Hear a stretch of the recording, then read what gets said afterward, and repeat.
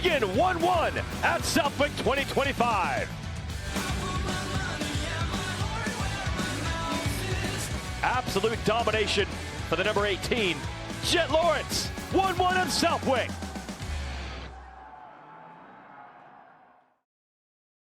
There we go. Another episode of Title 24 presented by NBC Sports with myself and RV.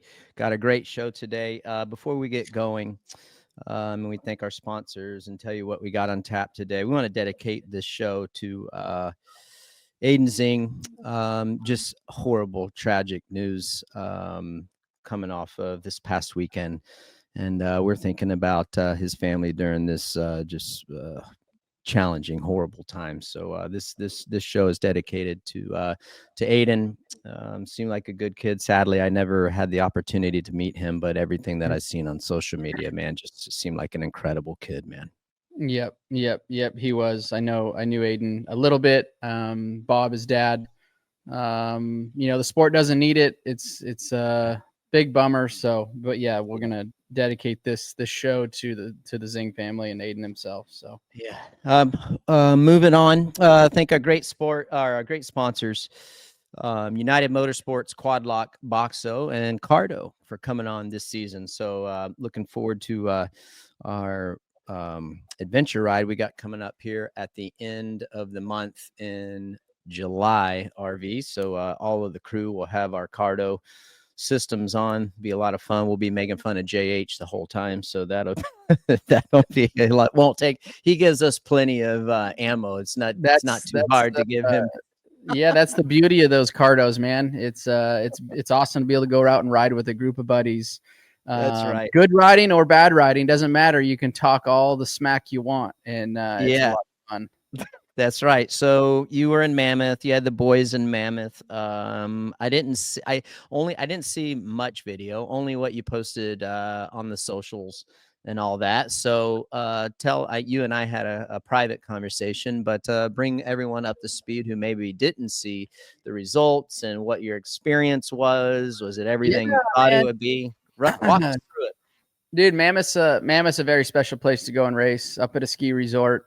Myron Short, 2X Promotion puts that race on along with Fast House and Monster being title sponsors. But I went up for the vet weekend. Actually, we all went up for the vet weekend. I practiced Friday, raced Saturday, Sunday, and the boys started Monday, raced Tuesday, Wednesday.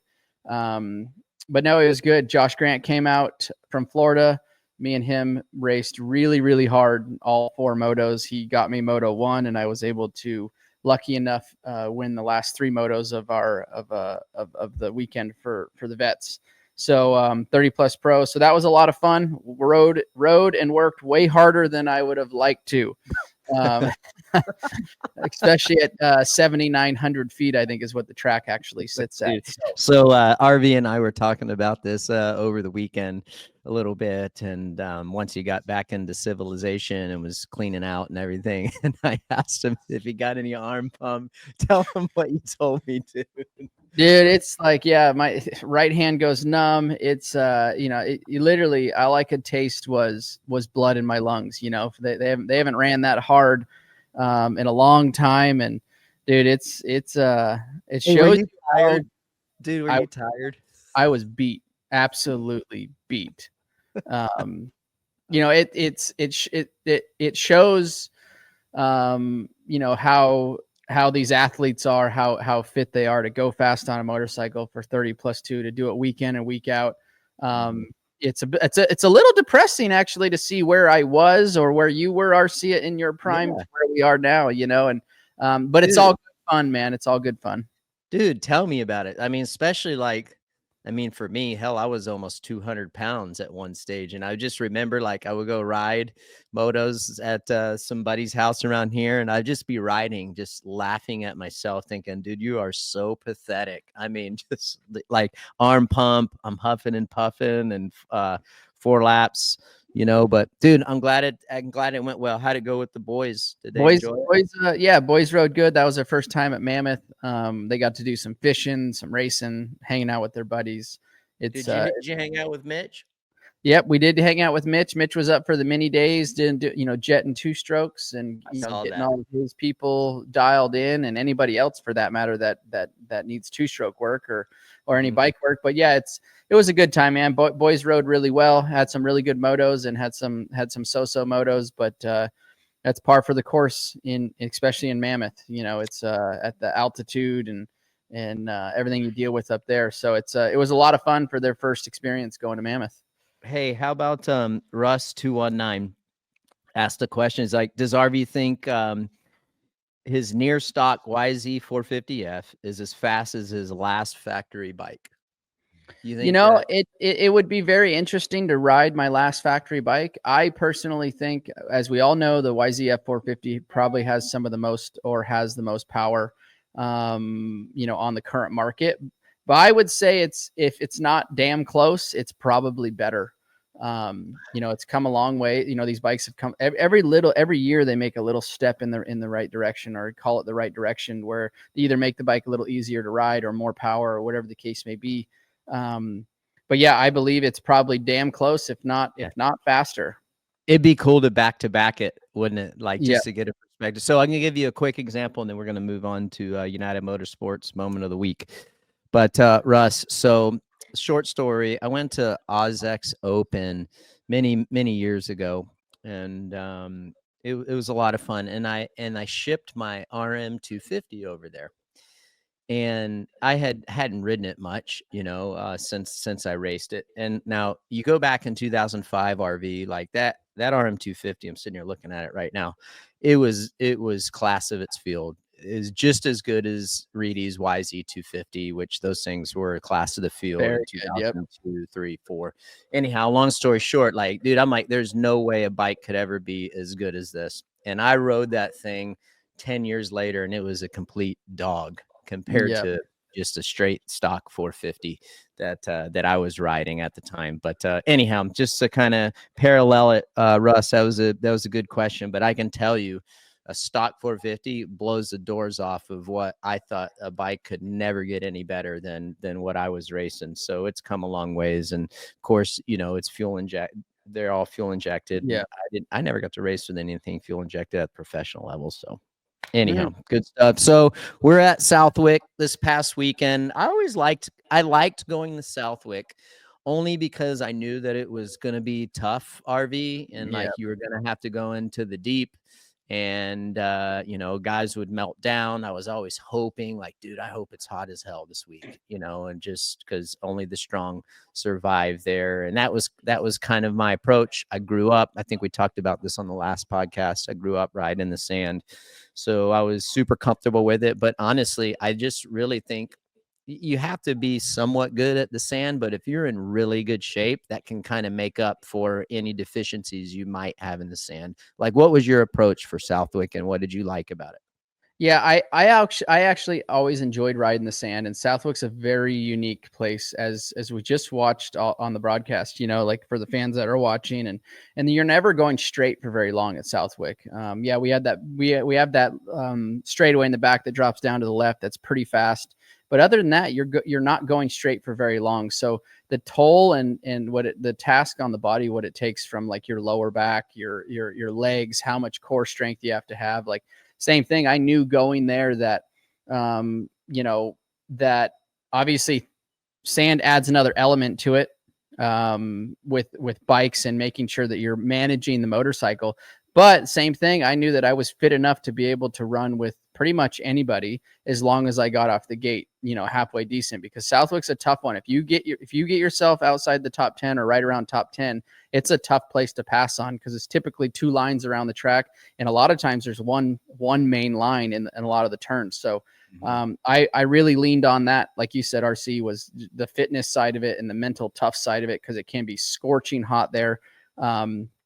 And you're really not going that fast, like from an air perspective, once you get to the middle parts of the track. So it can be hot. And I think it was pretty warm out there this last weekend. Yeah, it looked like it was pushing 90. I looked at the weather report just from my app on my phone. It looked like it was going to be not a scorcher, but it was No, but definitely hot. warm. But yeah, like my prep for Southwick, especially towards the tail end of my career RV, dude, I just rode at the farm. I mean, it was a little sandy here and there, but I was just, for me, it was more about just, the heat, conditioning myself for the heat for that race. And growing up in Florida, I was always able to adapt there. So all right, let's get into it. A little download from Southwick, United Motorsports. If you haven't, go check out unitedmotorsports.com/title 24. Enter your email, get a $15 credit towards your first order. Then you will automatically be entered into the weekly drawing for a $50 credit.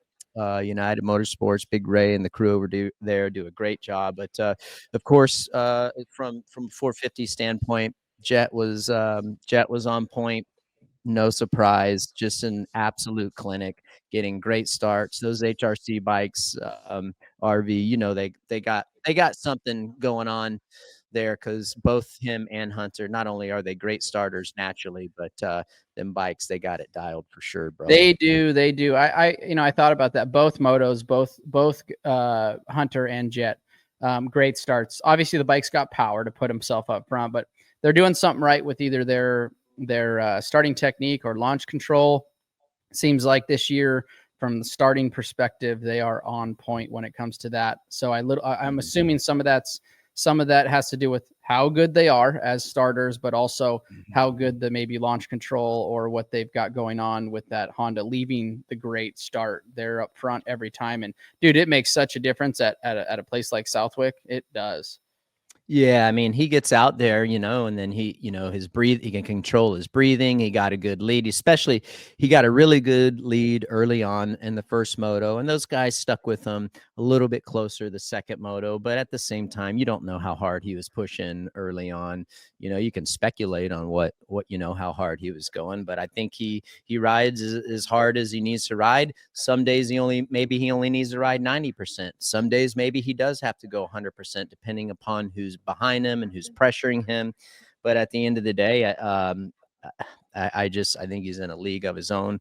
I think Hunter has been doing great. I think that I wouldn't even say that he's not getting credit. I think he's getting a lot of credit, but he's doing fabulous to be able to hold off Eli and go 2-2, especially that second moto. Dude, I was impressed. I thought he did great. I really did. To be able to hold back Eli is damn sure saying something, dude. No, I agree. Hunter has been riding phenomenal, and he rode excellent at Southwick. We know that they're both, obviously, every one of these guys in the top 10 are all decent sand riders. So you gotta wonder a little bit, like, just like you said, like Hunter being able to hold off Eli, and Eli's typically a great sand rider and has won Southwick many times. So between the two of them, it's a tough duo to beat, because you guarantee they're sharing somewhat notes, sharing lines. And when you got riders like that are so good up front, it's tough to beat those guys. And I think Hunter's riding exceptionally well right now. Great pass on Eli right there, by the way.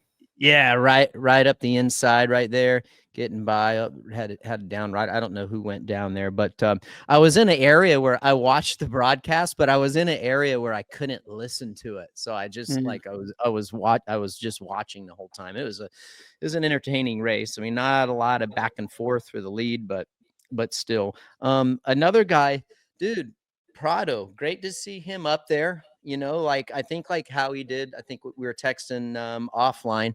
I think how he did this weekend was a little bit more from certainly what I was expecting him to ride like. I thought he rode well at a very difficult track, dude. Yeah, he did. And I feel like a little bit of that was probably some confidence, right? Like coming in, knowing that he's going to a sand track, knowing that Europe has some really gnarly sand tracks. Lommel, for example, being one of them. We know he's raced there, grew up riding there to some extent. So I think some of that was a confidence thing, going to a track that he knew that he could be strong at. Now he did had 2 tip overs in each moto. He crashed. I think in the second moto while sitting third. This is moto 1, I believe. This is one of the fast straightaways. Just comes in hot. digs that front wheel into the sand berm and flips him over the bars. Nothing too crazy, but took him a while to get back up, just remounted on the motorcycle. There goes AP.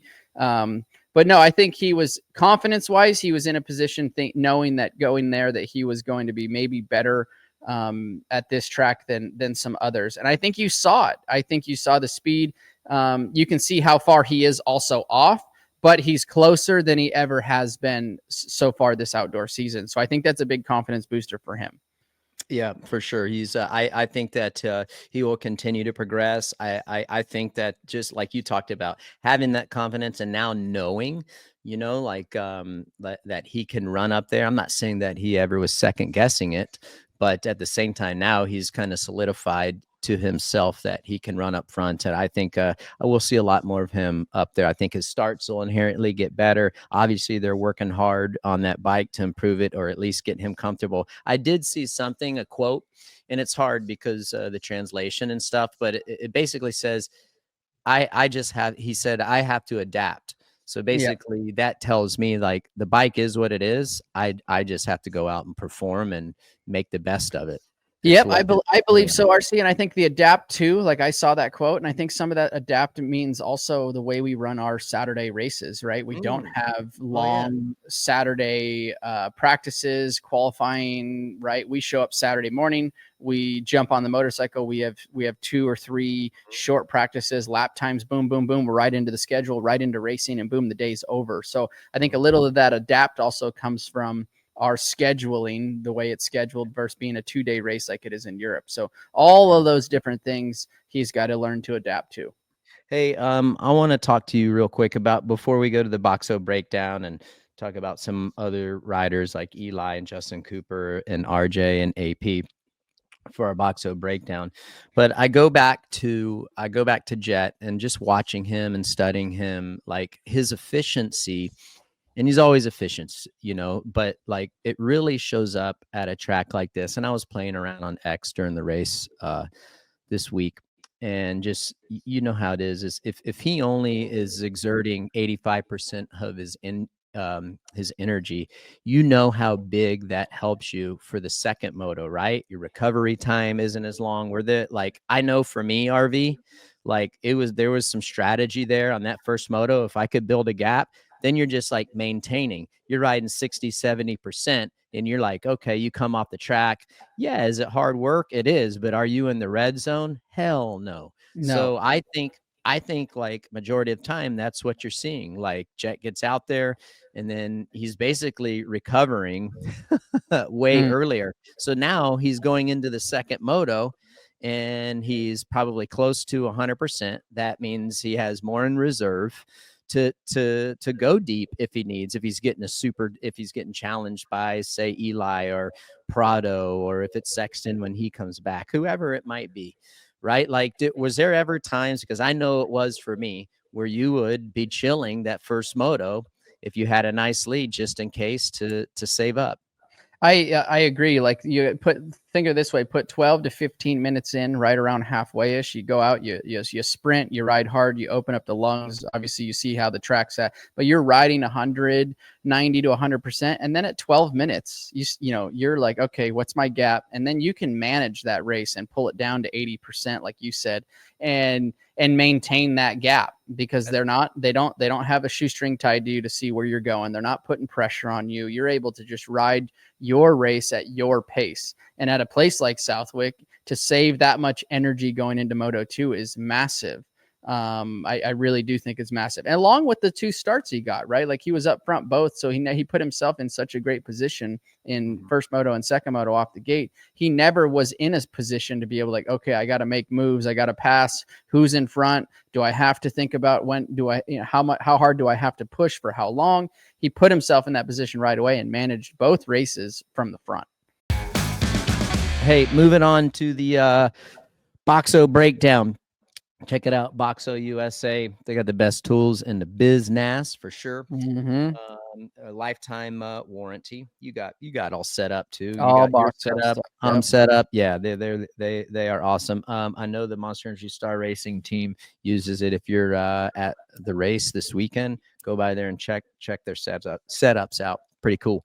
I want to talk a little bit about Eli and just give some props to him, RV, because some people like, yeah, I see, I hear, I listen. It's like, beast mode, and this is what I would like to say is that I think that Eli is riding great.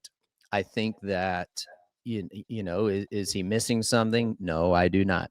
I think the problem is, I shouldn't even say problem. What I think is, RV, is he's riding so good, but he's racing someone that is one of the best to ever ride a dirt bike.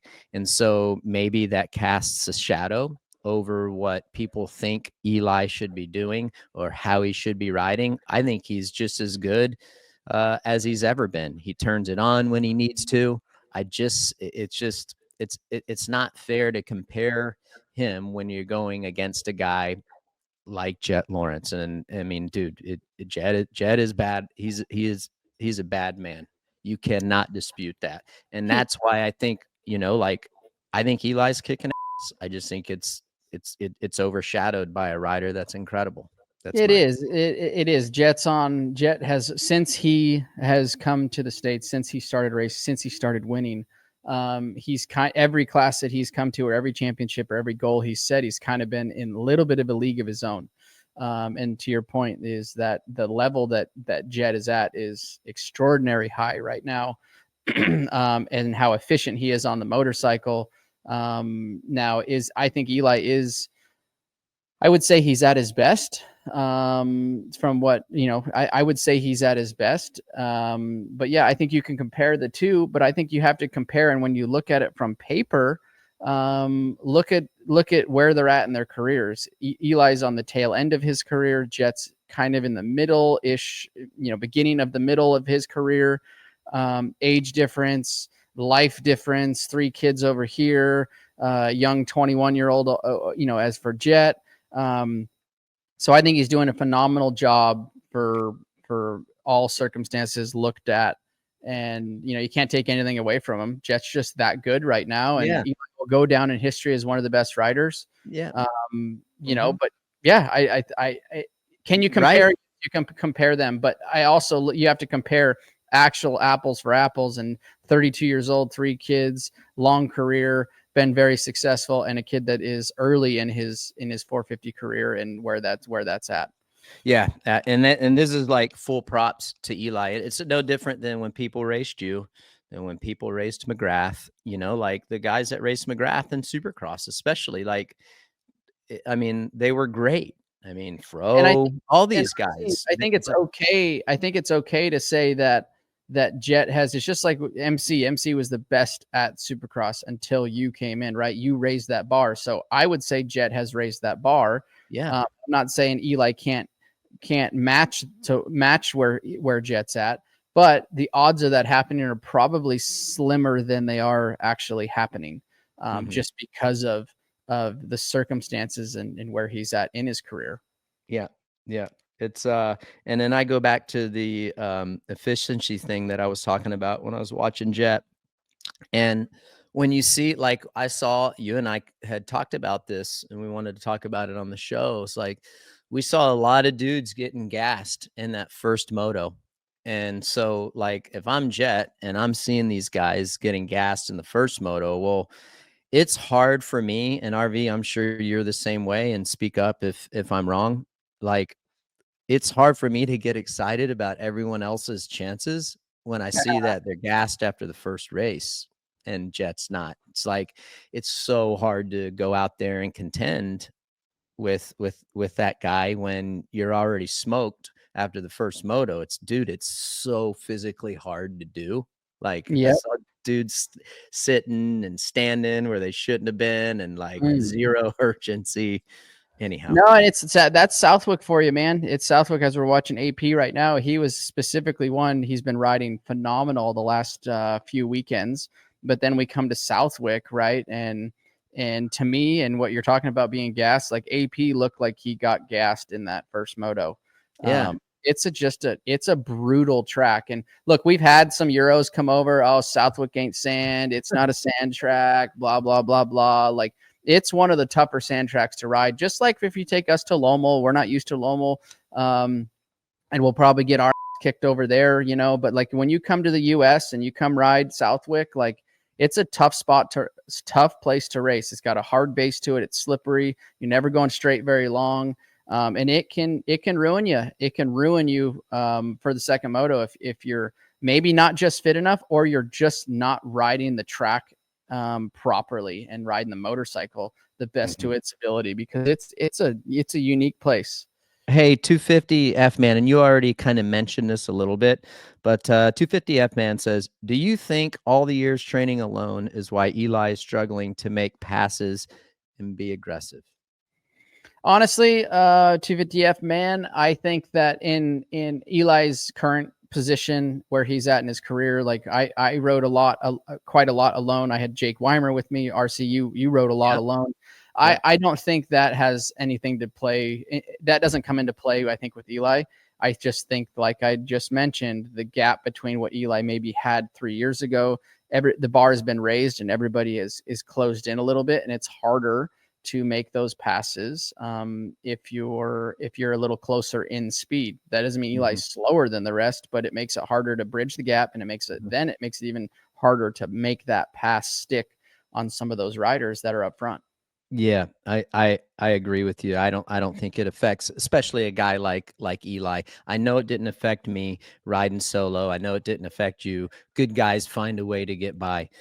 So that's it. Appreciate that question. 250F Man, really good one. I think I do think maybe some younger riders that don't, you know, maybe not to the caliber of Eli, and I mean that respectfully, it might be a negative by practicing by themselves. But someone like Eli, I mean, dude, he's so long, he's so deep into his career that it doesn't affect him. I personally, honestly, sometimes I liked practicing by myself, RV, because there was no distractions. I could really just focus on myself, and there was no negative energy, and I could just like just focus on me and do what I needed to do. And I was self-driven enough to, probably like you, to hit your marks. I was racing the stopwatch every single day, racing that clock.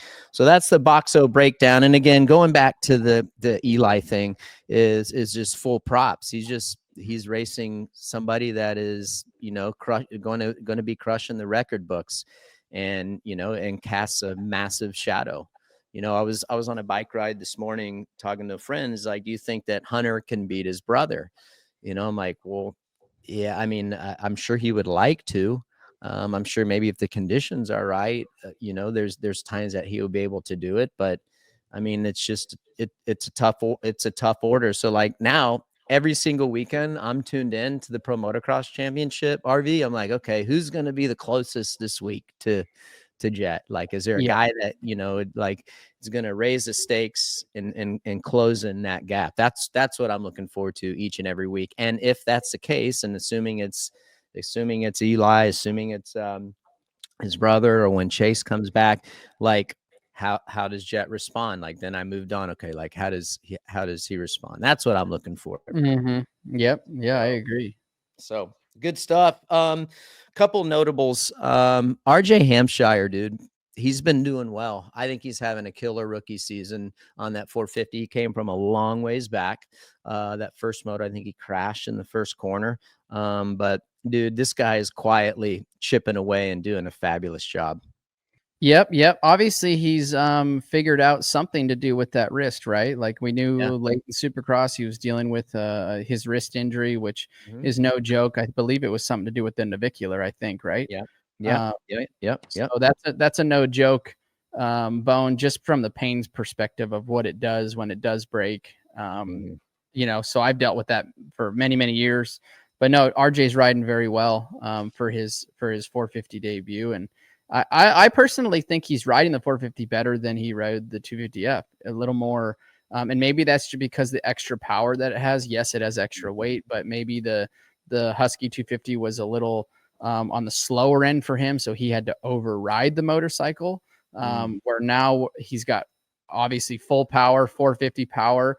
Yes, the bike's a little bit heavier, but it seems like he's more consistent. He doesn't seem like he's making as many mistakes or putting himself in positions to make mistakes because he's overriding. Right. Right.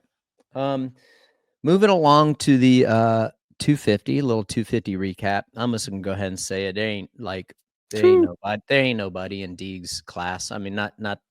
I mean, guys are close, but it's very similar in my opinion. You tell me who what you think, but I feel like it's similar to the 450, whereas there's some guys that can challenge on said weekends, but overall, from a championship standpoint, and listen, anything can happen. This is why they race. I know that. I understand that. I get that. It happens, right? We've seen it multiple times. We saw it with Jett and Supercross, but I just Deegs has got it on lock for the most part as far as the championship goes. I agree 100%. I think he has number one, he's got the speed on everybody. He's got the fitness on everybody. And I think the big kicker for that we see that is, I think, the biggest factor in the 250 class, as we're looking at the points right now, Haiden sits with 244, Joe down 58, Tom Biel down 79, Levi down 80, Garrett Marchbanks for 5th, down 82. But is the confidence that he brings to the gate, I think he has everybody beat before they leave the truck. From a confidence standpoint. Yeah, right. I agree with you. See, you're being negative. You're being negative, bro. You just think like, dude, you're all up on him, dude. I might be, and we should be at this point. But I think he leaves the truck knowing, and I think everybody else leaves the truck knowing that they're racing for second. And I think that's a tough position to be in as a younger rider in the 250 class, right? So, knowing that the kid never gets tired, knowing that he can sprint better than anybody, knowing that if he falls, he can come through the pack. Like, there's not a negative really that the kid has on the track on Saturday. So like, that's a tough position to be in if you're any of those riders I just named off, leaving the truck, like I said, like going down to the line, knowing that you're racing basically for second. Unless I think he's reactional, like, all right, who's going to be a challenge this weekend on certain weekends? Probably like very similar to you, similar to me, like certain weekends, guys had a little more fight in them. So, it kind of changed up what I had to do, maybe ride a little harder here, maybe change my line over here. And, it's fun because it keeps you motivated. Right. But I think I agree with you. I think he goes to the line knowing he's got it on lock. As much as the other guys, want to know that they have a chance, and they do. But also, if you're being real about yourself and with yourself, there's an element there where, like, dude, it's going to be tough to beat this dude. And again, I go back to like Jett, there's nothing wrong. Like, dude, all these other dudes that Deegan's racing are great riders. I have a lot of respect for him, but like, Deegs is just good. I mean, look, if you take Haiden out of the equation, right, we'd have our 250 battle would be pretty insane, right? Everybody second back is very close, and we're swapping motos all the time. It's Haiden that's been consistent. That's why you see that points gap every single moto. If he's not second, he's first pretty much every time. And dude, and you can see the confidence, like when it goes down the line. Did you see the start? I think it was at maybe second moto of Haiden, like massive whole shot, like midway down the straightaway, massive. You could already see, and like, obviously, yes, he's on a great motorcycle. Star has that YZ 250F definitely figured out, and from the horsepower standpoint, it's probably one of the best ones out there. But you don't do that just based on horsepower. You do that with the horsepower, the great team around you, and the confidence that goes you just said something that like made me think about like Haiden RV, and like, dude, okay, this is what his third year. Not you're seeing everything finally come together. All those rookie mistakes are gone. Dude, he's getting smarter. Now he's raced at these tracks multiple times. He probably, I'm guessing this, like, you get a little more savvy on how to set your bike up. The tendencies of certain tracks. So now you're going to these places repeated times. So you're going to continue to get better on that side of things. Like, I know I was 10 times better my third year. You were 100%. 10 times, right?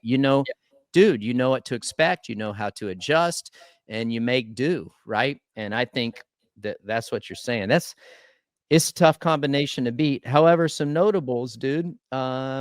Hurup did good this weekend. They made a little Triumph guys, give you guys a little nugget. They made a small improvement to the bike as far as power goes. Had a little new part to put on there, and both him and Jalik's done a hell of a job coming off that Achilles. Another weekend, 2 top 10s back to back. Is probably in the pain cave, not having his right coming back. He did a hell of a good job. And he did fifth Moto 1, 6th in Moto 2. So for 6th overall. So they don't know. That's no joke, man. It's that class is tough. That track is tough. Yeah, I mean, you talk about too, like you said it, as far as the 250 goes, it's competitive. That you like second on down to 10th, dude. It's like musical chairs in there. It's a lot of fun to watch. I really enjoy watching those guys, and which dudes are going to run up front, which guys are going to be fighting for podiums, and which guys can come from behind. It's dude, it's a stacked field. They're all just so close in time. It's really fun to watch. No, right? It is. Hey, moving along to Dunlop debate. Sure, the boys had the scoop tire on this weekend. Dunlop. What'd you use? Speaking of Dunlops, what'd you run at Mammoth? Actually, Rob Fox was there. Mammoth pretty hard. A concrete gate also, by the way. So we don't start on those very often anymore. But how was that? It's tough, man. It was tough to get back in the swing of doing concrete gates. I know I grew up on concrete gates when they were a thing, but no, it was tough. But Rob Fox was able to. He goes, hey, we got spec tires in the truck right now that, they're Dunlop's selling a spec tire now. So, don't ask me what the numbers were on it. I said, just brought my wheels over there and he put them on there. But no, it was great. Dunlop is a huge supporter of pro motocross, but also the amateur side. It's the premier tire for amateur racing and premier tire for pro motocross and supercross. But yeah, I ran a spec tire. Like I said, I don't know the actual number of it, but man, it was good. It was good. Got me off the gate, handled, and it worked really well on the track too. Hey, is it too early to start talking about Jett versus Haiden? Like Ellen Go FF3, what's the difference between Jett's and Hayden's lap times? Best lap Saturday at Southwick, Haiden had a 2:12.3 and Jett's was a 2:09.3. I don't like what do you get entrenched in lap times and stuff? I mean, I know the tracks do. I have an idea of what you're going to say. How do you answer that question? I think that's a close lap time for a 250. The one thing that we have to always remember, and I know you know this, I know this, but you start swinging that weight of the 450 and the power for 30+2. I'm not saying Haiden can't do it. I know he's going to be up there. I know he's going to be able to race with Jett. It might take a learning year for him, but no, that's a close lap time, and it's something to be proud of for sure. I think that as for speculation on when he goes to the 450, can he run those numbers? Can he run that pace? I believe he can, but it's going to take some time too, right? Like I think the difference in watching like Haiden and Jett is so efficient on the motorcycle. Hayden's a little more like myself or URC, where he's a little more of a bulldog. He's smoothed out since call it, when he came on the scene a lot. So he's definitely maturing on the motorcycle. But I still think there's some maturity that needs to come for the 450 and to race what do? They do 11 supercrosses, 17 supercrosses, 11 outdoors, plus, Motocross of Nations when they get invited to that. So all of that is in what I see. And I think you will say the same thing. That's what the 450 class is about, is the amount of workload you have through a season versus the 250 class. Dude, I've said it a million times. After my rookie season, RV, my only goal, not my only goal, but one of my biggest goals was to make it to every single Supercross in 2000. Like I wanted to, finish every single race just like baby steps. That was a baby step goal. It's just like to your point, it's so gnarly and it's a grind and it's long and like it's easy to fall into a rut. But it's going to be a lot of fun once we see that battle. For me personally, you talk about contrast in styles, how Jett rides, how Haiden rides. It's going to be fun to see those two styles collide. And, like so much speculation of what's right and what's wrong. I think you could make a fair point for both riders and how their style differ. It's different, but at the same time, it's rewarding. So it'll be fun to see. I feel like it'll be fun to see that play out. I think at the end of the day, I think both guys, what's going to be fun for me to watch is they just find a way to win, whether it's by technique or by style, or just freaking like Deegan, like he'll just freaking rip it, dude. Right. And maybe that's what catches, I don't want to use the word catch him off guard, but maybe that's what catches him off guard. Jett, for example, like the sprint speed and the urgency in the opening laps. Like, I know there's some guys out there that can sprint, but once you move to the 450 class, they all sprint, but you typically don't maybe sprint like you do in the 250 class, and I think that's what Haiden will come from and bring to the 450 is like, he puts himself in a good position off the gate. Right. Like, and he will, the first 2 or 3 laps, that sprint speed, and then Jett might have to be like, okay, he's got 3 seconds on me. Now I need to bridge that gap, so it'll be interesting to see how that plays out. Cause Haiden, I feel like is when the gate drops, he's a sprinter, right? He's going to go, and not that Jett won't. I'm not saying he won't, but typically what we're watching and what we see every weekend is he's not putting himself in those positions to where he has to all out sprint for 3 or 4 laps and get that gap, because he typically has that gap by two laps in, riding very just smooth, and he's got more roll speed than everybody. But he's very special when he rides, but he's also not. It's not very wow factor. The wow factor comes from how smooth and precise he is. That's right. This is a great segue into the quad lock question of the week, and we're going to keep on this topic, and this is a great one. So quad lock question of the week, and the winner is Ryan Butler. Ryan Butler sent us a question that kind of dovetails on what we were just talking about. Is it too early to talk about Jett versus Haiden? And no, I don't think that it is, but there's a lot to talk about and answer this question that Ryan sent in. And this is why, Ryan, you win the quad lock question of the week here on Title 24. You know what to do. Slide into the DMs, and we will get you guys all sorted out. If you probably already by now have heard from JH. So enjoy your Quad Lock merch. Quad Lock is a fantastic company and a great supporter of Title 24. So Ryan Butler, all right, here we go. Do you think if Deegan wraps up the 250 title early, he would consider stepping up to the 450 for the final round? Take it away, RV. Personally, Ryan, I don't see that happening. I think. Come on, dude. Serious? I don't see it happening. No, I personally don't see it happening.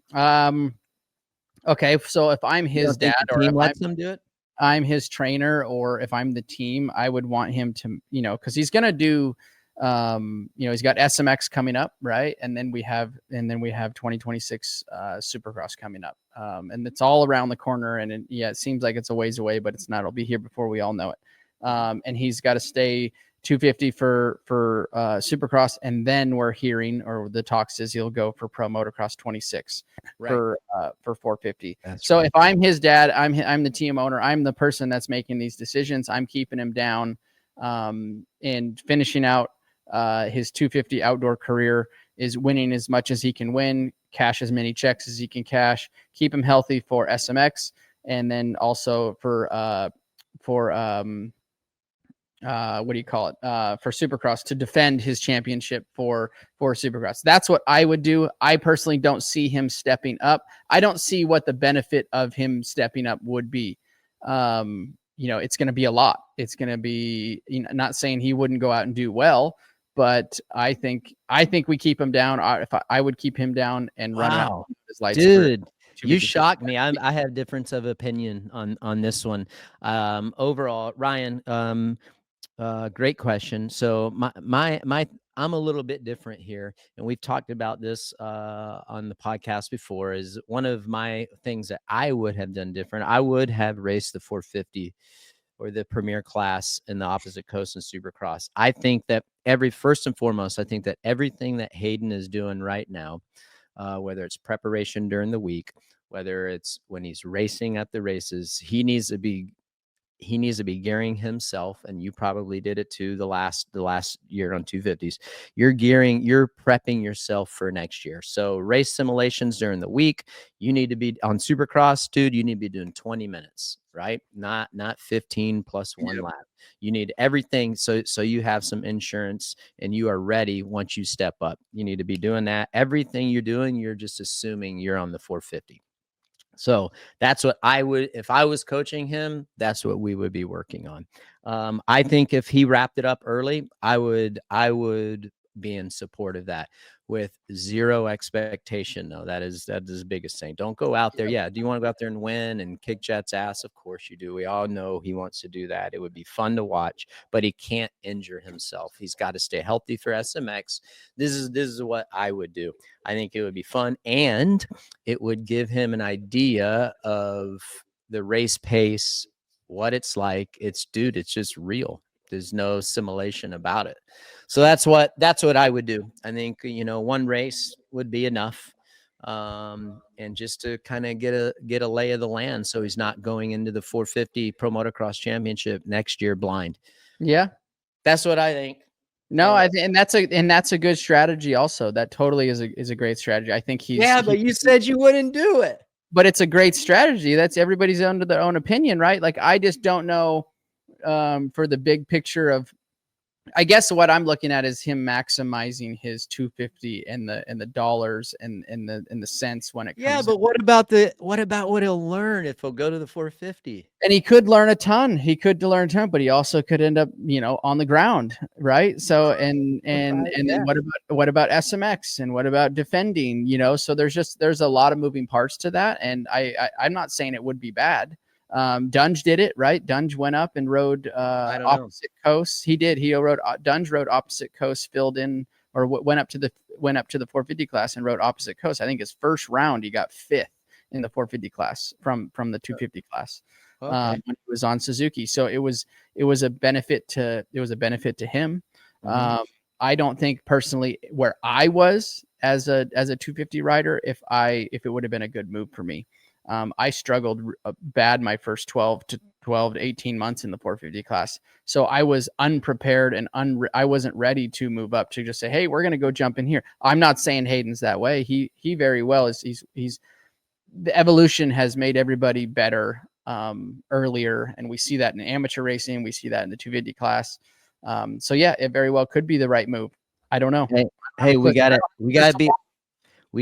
be careful with Ryan Butler, dude. He's from Australia, so he might be on Jett's team. So we gotta be careful what we wish for and how we answer that question. I love it. I understand what you're saying.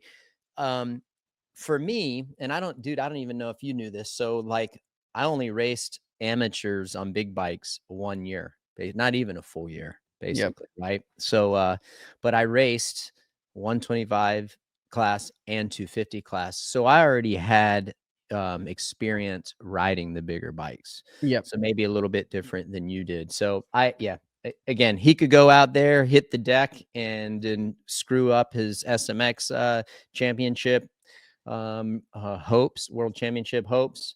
So I definitely see that. It's twofold. I think that, again, that's where I go back to. If you go race the 450, dude, you have to have zero expectations. You have to respect the class. The guys are going to be a little bit more difficult to beat. And I think what you'll see, and you tell me if I'm wrong, like when you start, I think we've talked about this, you start coming up through the pack. If so, you get a bad start, and those guys like in 7th and 6th and 5th, like they're not scrubs, not to say that anyone else is scrubs, but they're hard to get by. Like they're and you guarantee you they're going to race Haiden harder than they might race that 6th place guy that they race every single weekend. Yeah, exactly. So I think like if he could manage himself in those situations and not get frustrated, I think that it would be a plus. At least he would know, he'd have a small taste, but I don't know. Hey, what about so anyhow, Ryan, congratulations. Appreciate the support. And heck, you probably get your quad lock stuff quick since you're in Australia, and quad lock's an Aussie brand. So Yes, sir. congratulations, right? Congratulations to everything. SMX on NBC. Throw up the graphic, Hector. Here you go. A great lineup on the NBC network. So 5 p.m. Eastern, as you guys know, SMX Insider with Weege and JT. That's every Thursday, 5 p.m. Eastern. Saturday, Race Day Live, 10 a.m. Eastern. That's going to be live on Peacock. And then the races start at 1 p.m. Eastern. Pro Motocross, this is round 6 already. Red Bud National. Moto 1 will be a Peacock. Then 3 p.m. Eastern, the 450 Moto 2 will be on Big NBC. So switch over to the big network. You'll see that. That's again 3 p.m. and 450 Moto 2, and then 4 p.m. Eastern, the conclusion of the Red Bud National 250 Moto 2 will be live on Peacock. Peacock's doing a great job. At any time we can be on the NBC and linear TV, it's a great opportunity, especially 4th of July weekend. It's a great opportunity for growth. We got some stars out there showing their personality, whether it's Jett, whether it's Haiden. A lot of fun. Whatever your thoughts are, and you got some people that they like to clown on Jett, they like to clown on Haiden, but those dudes are like probably, I mean, they are the best in their division, dude. They're fit. I mean, like both of them, you can't throw any shade at them for their talents. That's for sure. No, you can't. No, you can't. Red Bud coming up is a great event too. Probably one of the better ones of pro motocross. The fans are insane. Track's awesome. They do an amazing job at that facility. So yeah, I'm looking forward to it. 4th of July is coming up. Big holiday. So tell me, dude, like, what do you got before we close it out and thank our sponsors and our fans? Like, what you got going on this week? I bet my week's gonna be better than yours, but go ahead. Yeah, actually, RC, I since I got home last Thursday, so I've had actually a handful of days off. I'm kind of laying low. I'm getting bikes ready, and I'm off to Mississippi on July 8th. I'm gonna go hang with our buddy K-Dub at the Farm 14. Nice. Bring the boys out there to do some riding on the East Coast and do some bass fishing after riding. That'd be cool. You're gonna be hot, and I'm gonna tell you this right now. It's gonna be hot. I'm looking forward to it. To see. Obviously, I've been through the trenches of all this stuff. Yeah, you know that. Yeah. And it's gonna be interesting to take my Newport Beach kids to Centerville, Mississippi, and see how thick their skin is. Dude, how long are you going there for? So we should be there about 14 to 16 days in the rig, and then I'm actually driving the rig to Loretta's because I'm going to Loretta's for Yamaha. I'm going to ride opening practice with the lead out for practices. Oh, cool. Yep. So I'll be at Loretta's doing that, hanging out with the crew with Monster and Yamaha, and be there for 3 days. And then I'm going to head home after that. So we got like 20, 24, 25 days we'll be on the road. And that's kind of the beauty of our sport, especially summertime, being able to, do what we used to do as kids, RC, go out and go to different places and show them different parts of the country and ride our dirt bikes and have fun and be around the sport that we all love. Dude, that sounds fun. I'm going on a trip here on Wednesday for the 4th of July, for 4th of July weekend. I'll be back Saturday, and I'll be home next week. And then I take in my kids on their summer trip. So I'm trying to live it up as much as I can with my kiddos, dude. They're 18. They're starting their senior year of school here, high school in August. So I'm doing everything that I can with them before they head off to college. So that's right. Be devoting a lot of my time, not that I haven't, but I'm going to be definitely doing a lot of things with them and trying to help them live their best life, before they're off to the real world. So, yeah. So right. my daughter or my kids, they were just on a trip with their mom, and they came back, and my daughter had to go to work today, and she was a little ill this morning about it. Like, you guys don't have anything in here. Like, I want this for breakfast and blah, blah, blah. She was in she back to the real world hit her real quick, dude. I'm like, oh man. Yeah, it happens. I went and got on my cycling stuff. I'm like, I'm out of here. We'll see you later. That's right. Oh, Rob Fox says very similar to the MX-34s. JH just confirmed. Ah. Yep. That was the Dunlop spec tire, very similar to the 34. So, yep. Yeah, it's at the available at all local KTM Husky gas dealers. So there Spec you go. tire, by the way, for the fans that are listening. Spec tire. There you go. Go in there and get you one. You will not be disappointed. The man RV told you. So, all right, RV, that's it. Good job today on the show, everyone. Thanks for all your support. United Motorsports, Quad Lock, Boxo, and Cardo, our new partner. Thanks for and Dunlop. Thanks for everything that you guys do for us. And we'll do it again next week. Enjoy your time off, RV. It's definitely well deserved. You've been grinding, I feel like, for the last month and a half, and it's been tough driving all over the damn place. But you guys can always listen to us. We're on Motorsports and NBC's YouTube page. And if you want to watch the video version of it, you can check it out there. We're on demand on Peacock. If you want to watch some old ones with some guests, some old episodes with some guests, you can check us out there. We live there. And then all of your favorite podcast applications. If you just want to listen to the audio version while you're going to work, from work, or doing a workout. So appreciate everything. Again, RV, good job. Good to see your smiling face. Glad you're back safe. And we will see you guys next week. All right.